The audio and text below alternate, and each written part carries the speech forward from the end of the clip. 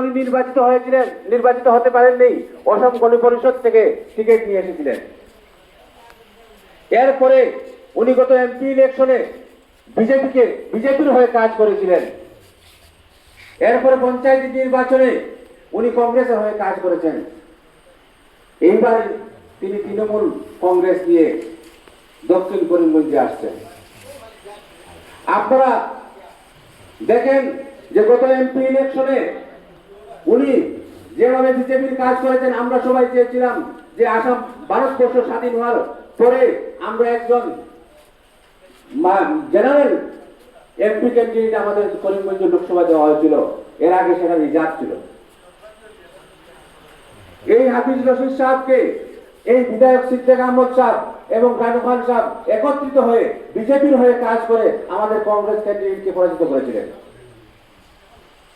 আজকে যদি ওনারা এই রানু খান সাহেব কংগ্রেস করতেন, তাহলে আমাদের এই করিমগঞ্জ লোকসভা আসন থেকে হাফিজ রশিদ সাহেব অত্যন্ত জয়ী হতেন। আর হাফিজ রশিদ সাহেব যদি জয়ী হতেন, তাহলে পার্লামেন্টে একটা বলিষ্ঠ কণ্ঠ, একটা বলিষ্ঠ আওয়াজ আমাদের মুসলমানের হয়ে এখানে আওয়াজ তুলতে পারতেন। আজকে যে আমাদের বিধায়ক সিদ্দিক আহমদ সাহেব এবং রানু খান সাহেব যে আজকে তৃণমূল কংগ্রেসের প্রার্থী হয়ে আসছেন, ওনারা তখন বিজেপির হয়ে কাজ করে আমাদের এই কংগ্রেস প্রার্থীকে পরাজিত করেছিলেন, সেটা আপনাদের সবার জানা আছে। এই যে মাইনরিটি মোর্চার চেয়ারম্যান ছিলেন ইকবাল হোসেন মহাশয়, আমাদের উপর অত্যন্ত আমাদের মুসলমান নিয়ে বিভিন্ন সময় বিভিন্ন কথা উঠে আসছে। মাদ্রাসা, মসজিদ, ঈদগাহ, কবরস্থান সবকিছু নিয়ে কথা হয়েছে, কিন্তু এই ইকবাল হোসেন মহাশয় একটি কথা আমাদের পক্ষে বলেননি। উনি ছিলেন বিজেপির মাইনরিটি মোর্চার চেয়ারম্যান। আজ তিনি আসছেন আমাদের ভোট নেওয়ার জন্য। আজ রানু খান মহাশয় আসছেন আমাদের ভোট নেওয়ার জন্য। আপনারা ওনাকে প্রশ্ন করেন যে বিগত দিনে ওনারা আমাদের মাইনরিটির আওয়াজ কেন উঠান না, আমাদের হকে একটা কেন কথা বলেন না। আজকে ওনারা ভোট চাইতে এসেছেন। দেখুন, বিভিন্ন আমার হিসাবটা একটু আগে বলেছেন যে বহিরাগতর কথা। আজকে দক্ষিণ করিমগঞ্জ আগের দক্ষিণ করিমগঞ্জ নয়। আজকের দক্ষিণ করিমগঞ্জ 1,10,000 ভোট, নর্থ করিমগঞ্জ থেকে 1,33,000 ভোট এসেছে।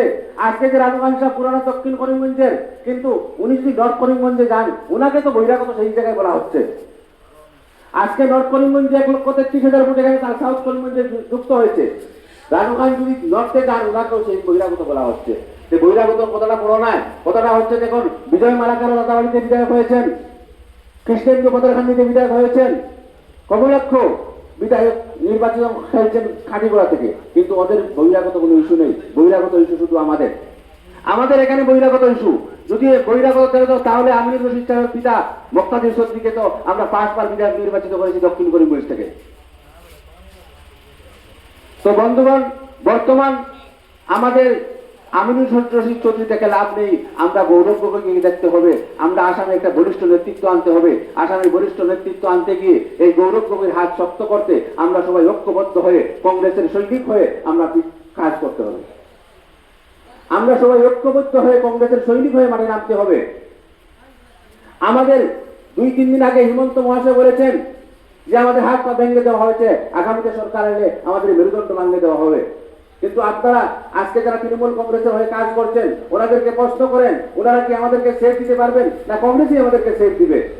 ওনারা তো কাজ করছেন বা আমাদের দক্ষিণ করিমগঞ্জের যারাই বিজেপিতে আগে ছিলেন, এরাই সব আজিজ আহমদ খান হয়ে কাজ করছেন। তাই আমাদের বোঝার সময় এসেছে বন্ধুগণ, আমরা গণতন্ত্র প্রতিষ্ঠার লক্ষ্যে আমরা আগামী 9 তারিখ কংগ্রেসের পক্ষে ভোট দিয়ে আমরা আসামে একটি বলিষ্ঠ সরকার গঠন করব। এই দৃঢ় প্রতিজ্ঞা নিয়ে আমাদের কাজ করতে হবে। আমরা কি পেয়েছি, কি দিয়েছি সেটার দিকে না চেয়ে আমাদের অস্তিত্ব রক্ষার জন্য কংগ্রেসকে আমরা ভোট দিতে হবে। আপনারা সবার কাছে আমাদের বিনম্র অনুরোধ, আপনারা সবাই আমিনুর রশিদ চৌধুরী হয়ে এই জনকল্যাণ পথে ভোট দিতে কোনায় কোনায় গিয়ে আপনারা মানুষকে বুঝান এবং আমিনুর রশিদ চৌধুরীর পক্ষে আপনারা কাজ করুন। এই কথাই এখানে রেখে আমার সংক্ষিপ্ত বক্তব্য এখানে শেষ করলাম। ধন্যবাদ। ভারতীয় জাতীয় কংগ্রেস জিন্দাবাদ, গৌরব গগৈ জিন্দাবাদ।